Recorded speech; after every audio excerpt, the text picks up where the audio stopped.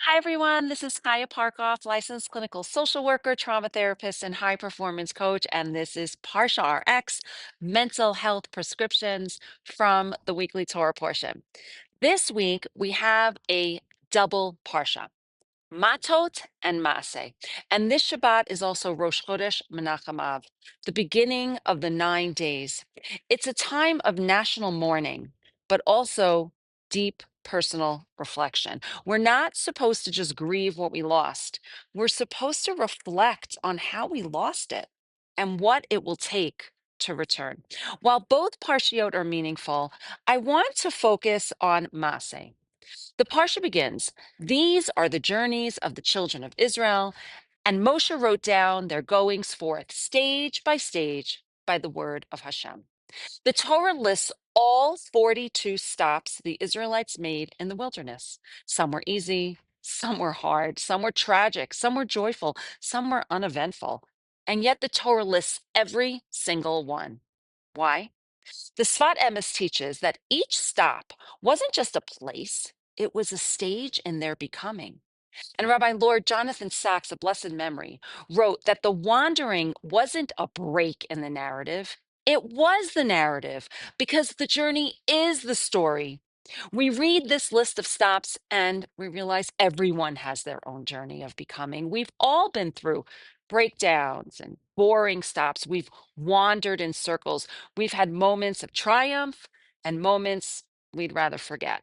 But if we pause and name them, if we allow the Torah to show us that nothing is wasted, we also begin to see how each stop can become sacred. And the gift of our generation, we now have tools that help us to process and heal those challenging stops, not just spiritually or psychologically, but physiologically. Brainspotting, IFS, somatic therapies, these modalities help our brains rewire and allow the inner parts of us, the ones carrying shame or fear or rage, to finally unburden. This isn't modern psychology versus Torah. This is Torah in motion. Neuroscience is divine wisdom, a glimpse of the brilliance Hashem placed inside us and in the world from the beginning. It's not ancient wisdom. It's right now. Let me tell you about four women whose lives reflect this truth. Women who turned their pain into purpose and chose to keep walking. Dr. Edith Eger. Dr. Eger is a heroine of mine. Her book, The Choice, was life changing and life affirming. A survivor of being a teen in Auschwitz, she chose freedom over victimhood and went on to become a world renowned trauma therapist, helping so many to find liberation from their pain. Dr. Eger writes, "You can live to avenge the past, or you can live to enrich the present." Her courage, her wisdom, and her honesty have shaped the way I think about healing and the way I help others to find healing too. Sherri Mandell. In 2001, her 13-year-old son Koby was murdered in a terror attack near their home in Toccoa. Instead of collapsing inward, Sherri became a powerful voice and force for healing. With her husband, she co founded the Koby Mandell Foundation.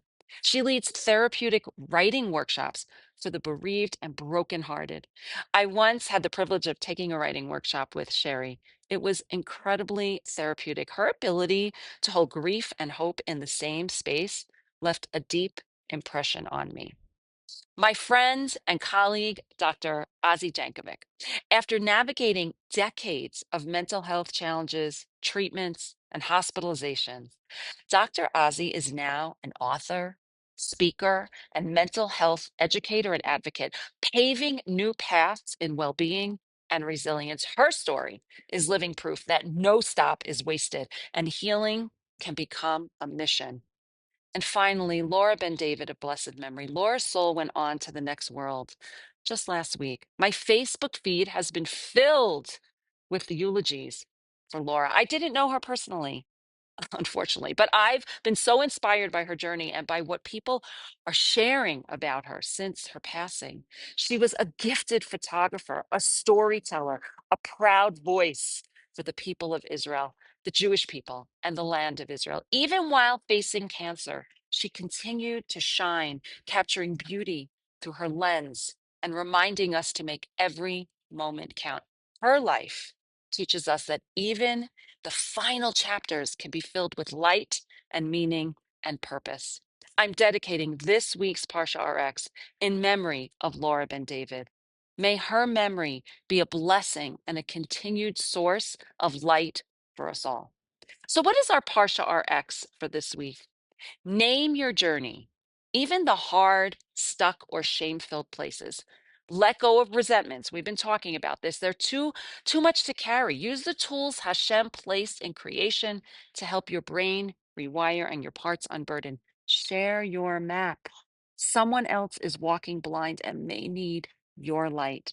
And remember, your journey leads somewhere sacred, to connection, to healing, to home. And Hashem, God's not just waiting for you at the end. God's with you at every single step along the way. From magnificent Estes Park in the Rocky Mountains of Colorado, Chodesh Tov and Shabbat Shalom.